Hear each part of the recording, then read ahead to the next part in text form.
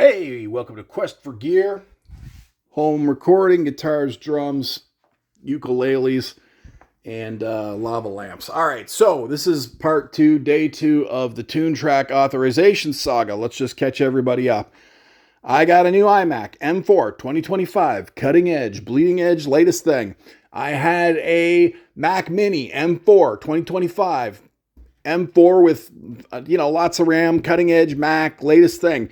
No problems with my computers, okay? I had the iMac get its data transferred from the Mac Mini using Mac Migration Assistant. Everything came over good. All my programs, FileZilla and Python and all my data and Waves and Universal Audio and Softtube and Labs and all my stuff except for this one module from Toontrack Vintage Rock, okay? And as I said in the last video, I'm the Mac user. I don't have to do crap. I can't do anything because they lock you out from under the hood, right? I shouldn't have to go into Steinberg directories and VST3 files and copy this and re-register that and chmod the 777 permissions. I shouldn't have to know that or even know that you can do that. I'm a Mac user. All my stuff should just work, and all of it did, except one of Toontrack's modules. So I'm saying, like, that's crap. That is crap. That is lazy programming. Something's wrong. So I opened a ticket. I had to fill out a big form on their site 3 times in its entirety because it crashed the first 2 times. Finally, the third time, for some reason, it just worked, okay? And I knew whatever snarky Toontrack tech got the ticket was going to be a snarky piece of work.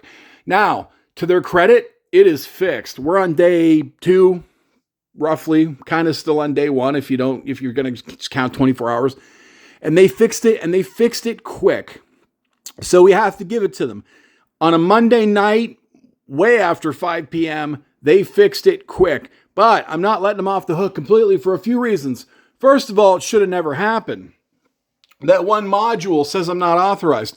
I'm the customer. I paid a lot of money for this, and everything else was fine on my computer.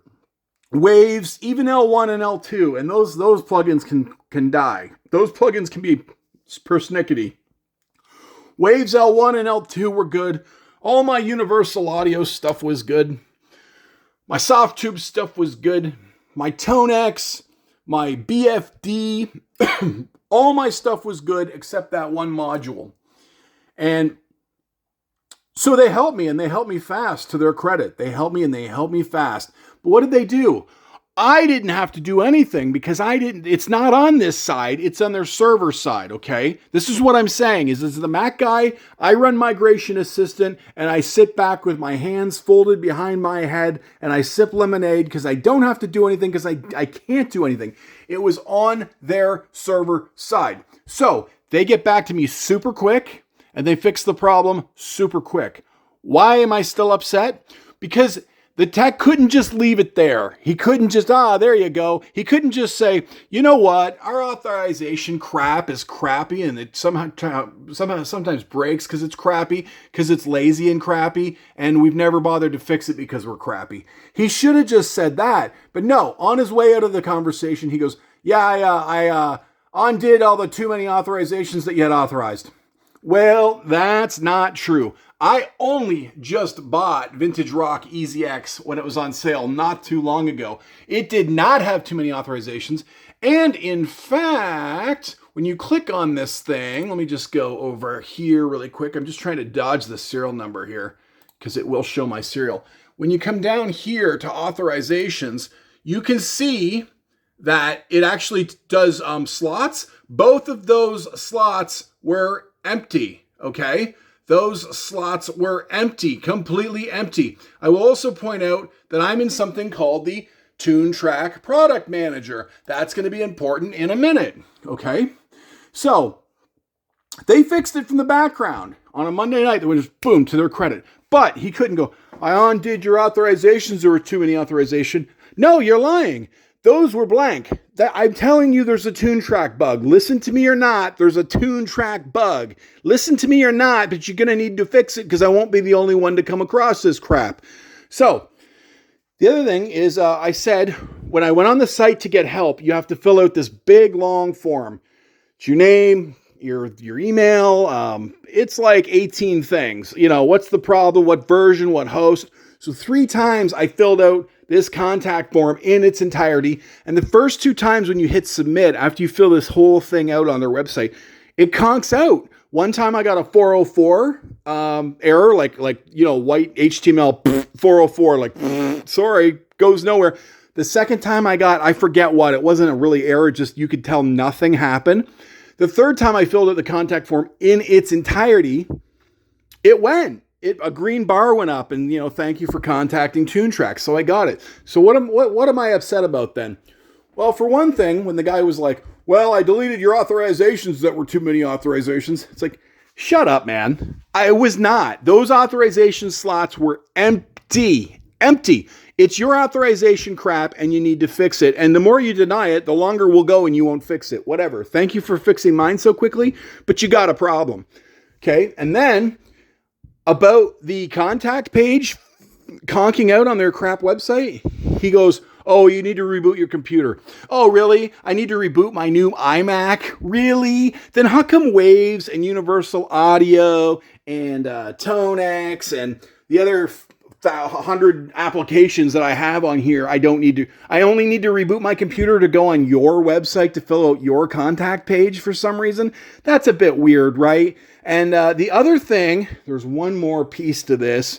Oh, he goes, it's gone. I can't remember, but it didn't make sense in the context of him fixing it. Oh, I know what it was. He's like, you got to use the product manager. Well, what do you call that? What do you call that? He goes, use the product manager.